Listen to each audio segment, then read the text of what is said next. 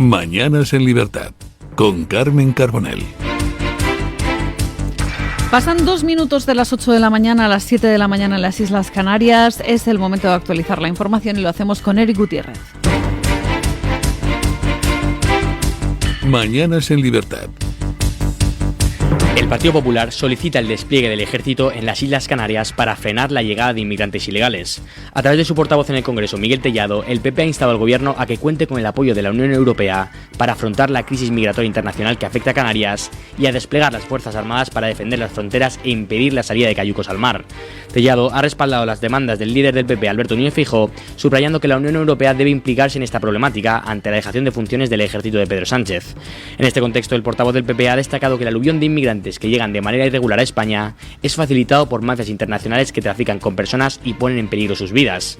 Esta petición no es nueva en el panorama político español. Vox lleva más de 3 años solicitando lo mismo. Así lo expresaba el eurodiputado Jorge Buxadé, reitero, hace más de 3 años. El foco de los medios de comunicación se ha girado hacia Canarias y parece que ahora todo el mundo está preocupado por la situación de la llegada masiva y clandestina de inmigrantes ilegales a las Islas Canarias.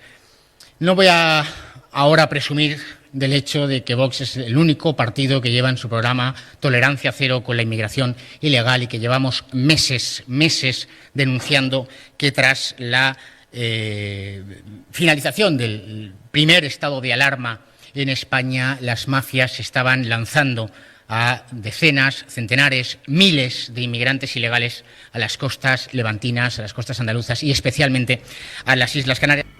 En ese momento, Buxadé también reclamaba la intervención de las Fuerzas Armadas para poner fin a la invasión migratoria. Nuestra posición es clara, estamos ante una auténtica invasión inmigratoria organizada, aprovechando la debilidad del Gobierno de la Nación y aprovechando la connivencia del Gobierno de la Nación con esas mafias de tráfico ilegal, aprovechando el efecto llamada global y a gritos de este Gobierno que desde el mismo momento de su constitución no ha distinguido entre inmigrantes legales e ilegales. Nuestra posición es clarísima y no vamos a cesar en denunciar esta inmigración ilegal y a reclamar la intervención del Estado con todos los medios a su alcance. Ya pusimos la correspondiente iniciativa en el Congreso de los Diputados reclamando la aplicación de la Ley de Seguridad Nacional y la Ley de Defensa Nacional, porque ante una invasión el Estado debe defenderse con todos los medios y el principal medio es la intervención de las Fuerzas Armadas, el bloqueo naval de las Islas Canarias con la intervención de la Armada. Bueno, pues no se le puede decir a Jorge Buxadé que no habla claro y fíjense ustedes que hemos tenido que tirar de hemeroteca, hemos tenido que tirar de memoria pues para poner encima de la mesa estas cosas que lleva diciendo el partido de Santiago Abascal desde hace muchísimo tiempo, porque lo de desplegar el ejército es una medida que Vox ha reclamado desde hace años, casi les diría que es desde el mismo momento de su fundación, y lo que está haciendo el Partido Popular es ahora reivindicar esta medida como si fuera propia, proponer desplegar los buques de la Armada para impedir la salida de cayucos hacia España. Y lo que hace ahora Alberto Núñez Feijóo es decir que lo necesario es trabajar en origen con el ejército para que las pateras no salgan al mar.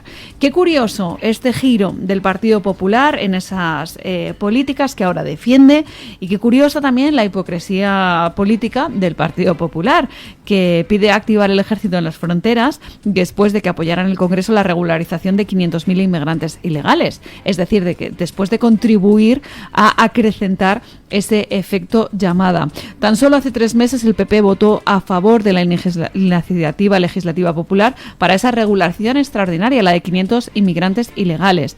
Y como les digo, este efecto llamada lo han creado ellos, que ahora suscriben las palabras del Gobierno, hablando de la solidaridad y del reparto de los inmigrantes. Recordemos que el Partido Popular es el ministerio de la oposición, ese ministerio que está ahí pues para apuntalar un poquito el gobierno de Pedro Sánchez. En algún momento determinado parece como que le critica, pero no, porque en realidad lo que hacen es ayudarle a través de los diferentes pactos y los diferentes acuerdos a los que está llegando con el Partido Socialista.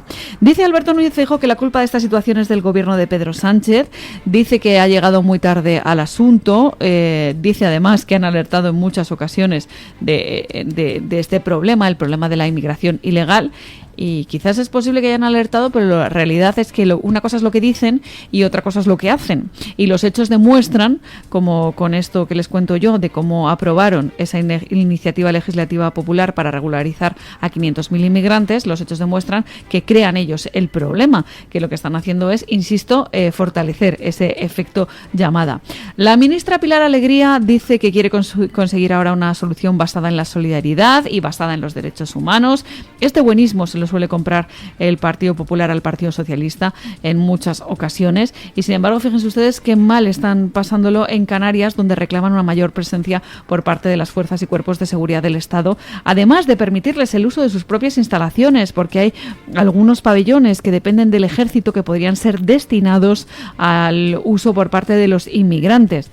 En fin, dice Pilar Alegría que el Partido Popular debe dejar de dejar arrastrarse por Vox, cuando en realidad lo que debería hacer el Partido Popular, lo que debería hacer la derecha, es tener claro esos principios, y a Vox desde luego no le duelen prendas a la hora de decir lo que piensa. Ha sido siempre muy claro con el tema de la inmigración.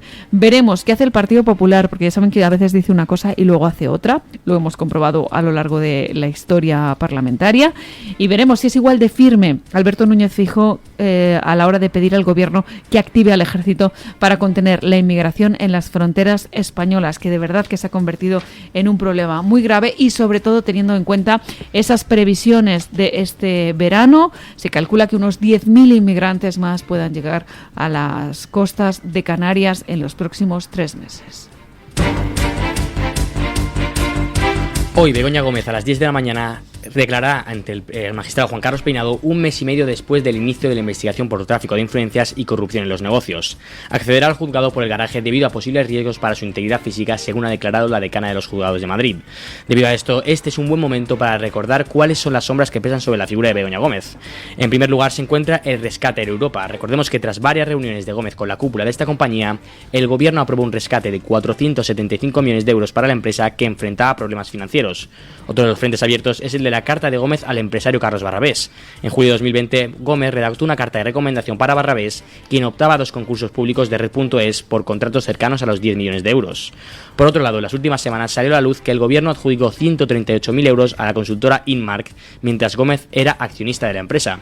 A todo esto hay que añadir que la Universidad Complutense de Madrid ha denunciado recientemente en 2 informes que Gómez se saltó controles para adjudicar contratos desde la cátedra que dirige y utilizó fondos públicos para desarrollar un software.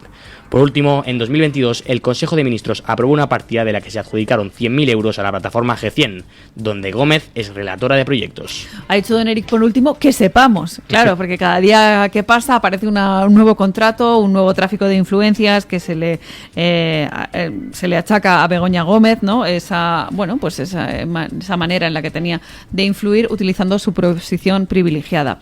Verán, esto es un hecho insólito el que estamos viviendo en nuestro país. Es insólito, por ejemplo, que Begoña Gómez diga que se va a hacer un uso inadecuado de las imágenes del juicio, que se queje y que por tanto reciba un trato de favor por parte de los juzgados, ¿no? Que se le permita pues que no se registre en vídeo esa declaración. Es un hecho insólito que Moncloa haga un informe detallando los peligros de la comparecencia de Begoña Gómez, que de repente diga Moncloa que, en fin, va a tener que acceder por coche a los juzgados de Plaza de Castilla porque hay un riesgo para la integridad física de Begoña Gómez. Lo que quieren hacer desde Moncloa es evitar la famosa pena de telediario, ese paseillo con el que se conoce popularmente a la manera en la que desfilan de cara a los juzgados. Acuérdense ustedes de la infanta y del duque de Palma. Ellos sufrieron esa pena de telediario. En fin, si no se tuvo miramientos con Cristina de Borbón y con don Iñaki Urdangarín, pues ya ven ustedes, se va a tener ahora con doña Begoña Gómez. En fin, es un hecho insólito, lógicamente, que la mujer del presidente acabe declarando en Plaza de Castilla, pero sobre todo es un hecho insólito que tiren de victimismo para establecer de nuevo su estrategia de defensa. La mujer del presidente del gobierno busca un trato privilegiado, saben ustedes que es una particular, y aún así ha manifestado que quiere que se tome esa medida dada su relevancia pública. Tenemos al ministro del Interior, al fiscal general del Estado, a la propia propia Moncloa trabajando en la defensa de Begoña Gómez. Sabemos a través de las informaciones que conocimos ayer que incluso Begoña Gómez tuvo una asesora de Moncloa trabajando para su bienestar personal. Tuvo una ayudante personal que fue contratada a dedo y que estaba en nómina desde julio de 2018 del Ministerio de Presidencia, Justicia y Relaciones con las Cortes. En fin, son una serie de hechos insólitos los que hemos conocido y tenemos que ver en qué desemboca todo esto. Sobre todo, vamos a estar muy pendientes de esa comparecencia de Begoña Gómez en Plaza de Castilla, porque aún no sabemos si Pedro Sánchez va a acompañar hoy a su mujer y desde luego ese sí que sería un hecho insólito. Hezbollah ataca el norte de Israel con más de 200 cohetes y drones explosivos mientras continúan los bombardeos en la Franja de Gaza. El grupo terrorista libanés, que ya disparó el miércoles un centenar de cohetes hacia Israel, declaró que los lanzamientos formaban parte de respuesta por la muerte de uno de sus comandantes en un bombardeo israelí en el sur del Líbano. Esta situación agrava la problemática para el gobierno de Israel, que todavía mantiene abierto el conflicto de la Franja de Gaza. Recientemente se reveló que en una reunión entre el primer ministro israelí Benjamín Netanyahu y el presidente de los Estados Unidos, Joe Biden, el líder israelí dejó claro que la ofensiva contra Gaza continuará hasta lograr todos sus objetivos. Estos incluyen el retorno de los 120 rehenes secuestrados por Hamas que aún se encuentran en Gaza, la eliminación de las capacidades militares y de gobierno de Hamas y garantizar el retorno seguro de los ciudadanos evacuados de las fronteras al norte y sur del país. Esta reunión tuvo lugar en el marco de las negociaciones entre Israel y Hamas para un acuerdo de tregua en Gaza. Bueno, queremos poner el foco de nuevo en Oriente Medio, en la guerra en Israel, y en particular lo hacemos no porque durante todo este tiempo no haya habido diferentes acontecimientes, porque saben ustedes que la guerra ha seguido adelante, sobre todo teniendo en cuenta lo preocupante que es la situación en la Franja de Gaza, donde hay todavía rehenes que no han sido liberados. En fin, está la cuestión muy complicada en esa lucha contra la banda terrorista Hamas, pero es que en el Hezbollah, también en el Líbano, en el norte de Israel, también se incrementan las presiones precisamente por culpa de Hezbollah, que es, por así decirlo, la otra facción terrorista que tiene gran presencia en Oriente Medio. Ha lanzado su mayor ataque contra Israel desde el inicio de la guerra en la Franja de Gaza. Por así decirlo, tenemos a un Benjamín Netanyahu que suma este nuevo conflicto en el norte del país y se convierte, por tanto, Israel en un país asediado, ¿no?, por el norte y por el sur. Se considera este ataque el mayor vivido por parte de Israel desde la frontera norte, desde los territorios del Líbano que controla Hezbollah. Así que ha sido el ataque más duro en estos 9 meses de guerra. Que no se nos olvide este tiempo, porque acuérdense ustedes que la incursión de Israel contra los terroristas de Hamas comenzó en otoño del año pasado, después de ese ataque brutal del 7 de octubre en el kibutz, en el cual no solo mataron a muchísimas personas, sino que además se hicieron con centenares de rehenes. En fin, si tenemos que hablar de los enemigos históricos de Israel, lógicamente tenemos que hablar de Hamas y tenemos que hablar de Hezbollah.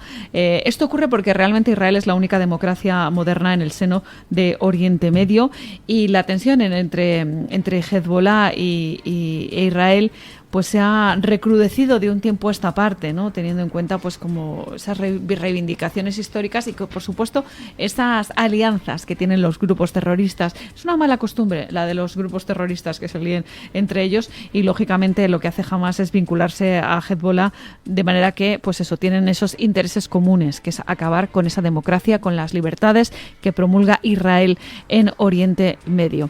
Ya les digo, problemas en el norte con Hezbollah y problemas en el sur del país, donde parece que la guerra en la Franja de Gaza no termina. Eso sí, hay buenas noticias. El ministro de Defensa israelí ha dicho que están más cerca que nunca de liberar a los rehenes en Gaza. La liberación de los rehenes en Gaza sería una excelente noticia.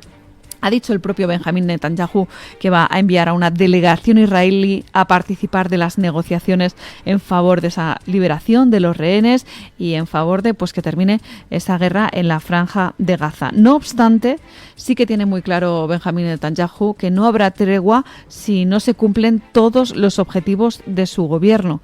Entre otras muchas cosas, lo que está diciendo Benjamín Netanyahu es que no va a parar hasta destruir Hamas, al grupo terrorista Hamas, y hasta conseguir que abandonen el poder en la Franja de Gaza.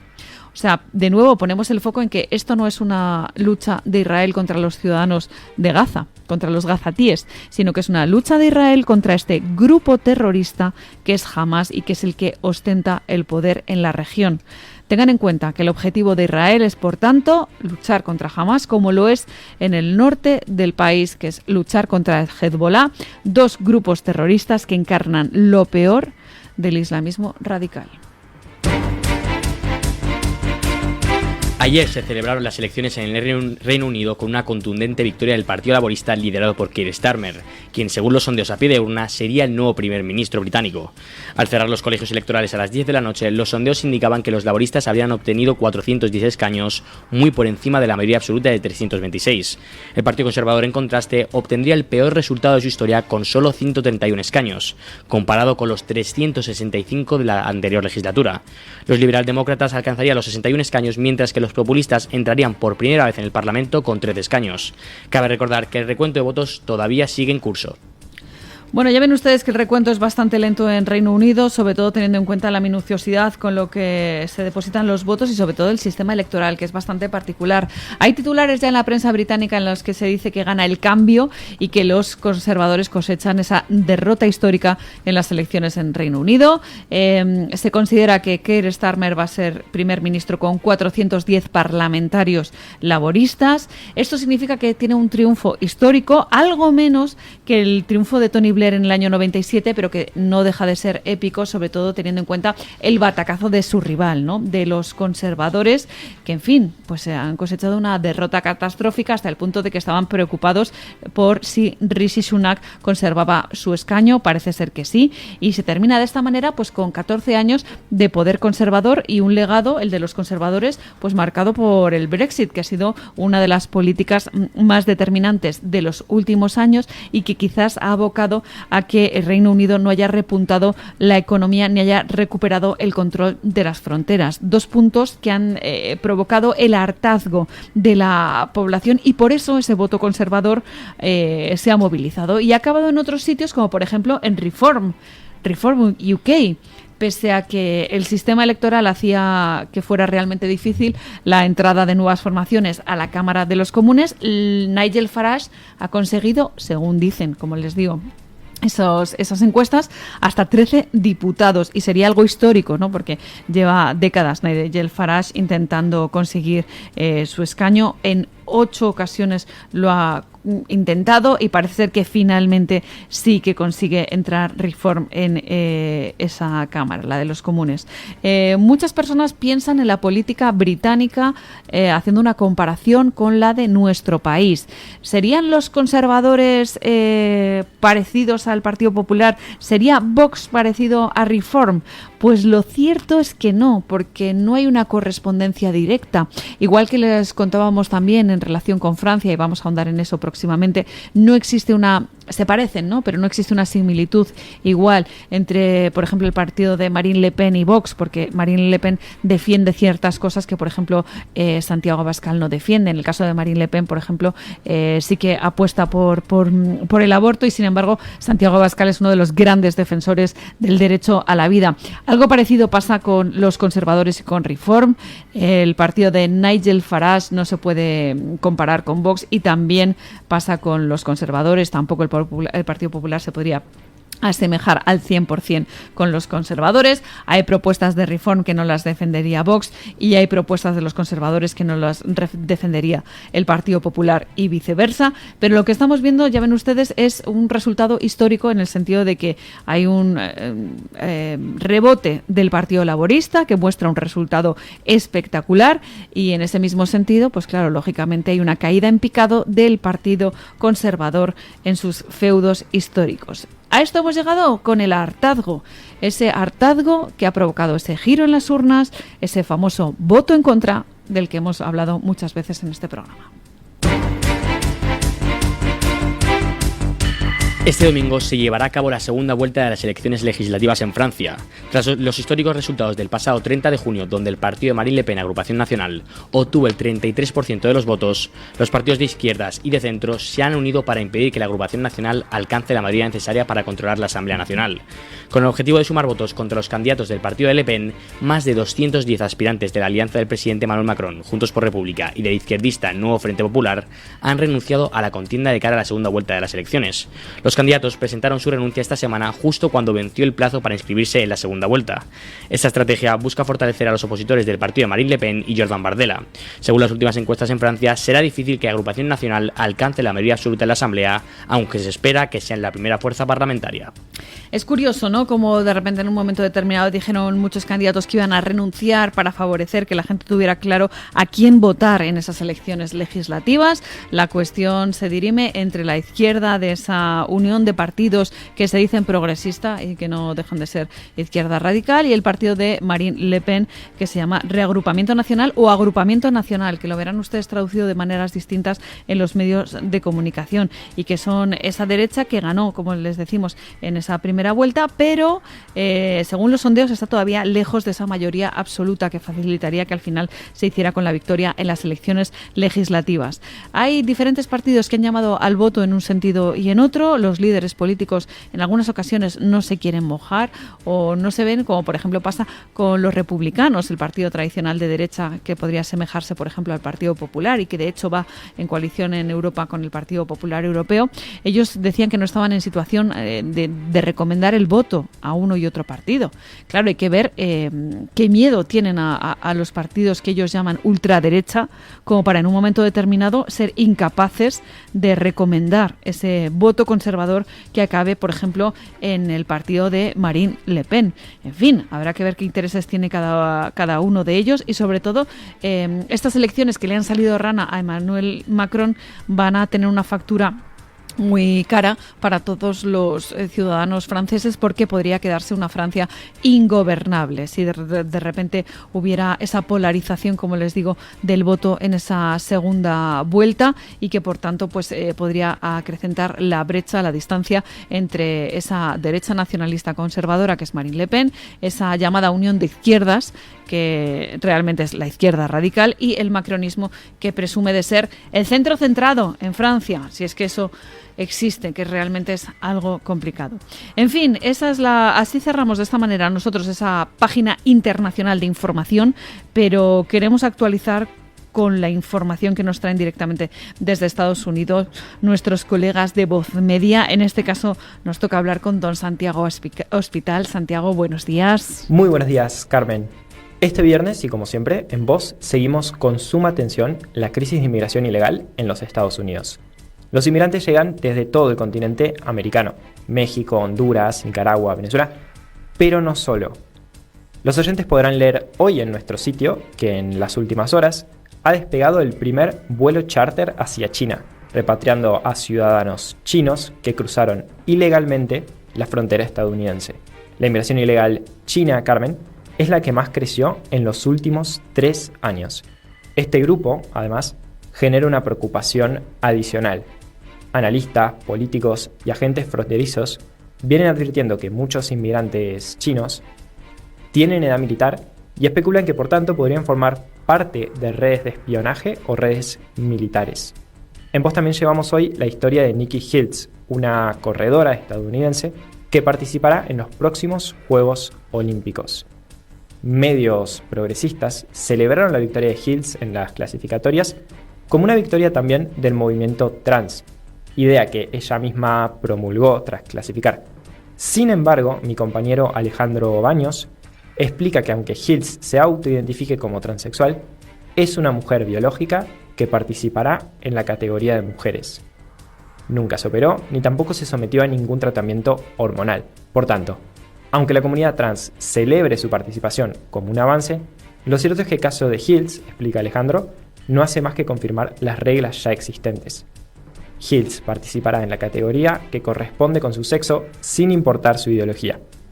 Y hablando de deportes, los oyentes también podrán acceder en nuestro sitio y en nuestras redes sociales a todas las novedades de la Copa América y la Eurocopa, ya en etapas de cuartos de final ambas. Insisto, todo esto y mucho más en VOZ, en nuestro sitio web y nuestras redes sociales. Pues don Santiago, muchísimas gracias y ahora nos vamos con la información del tiempo. Atención que aprieta el calor y de hecho está decretada la alarma severa por altas temperaturas, un fenómeno que va a estar vigente hasta el mediodía.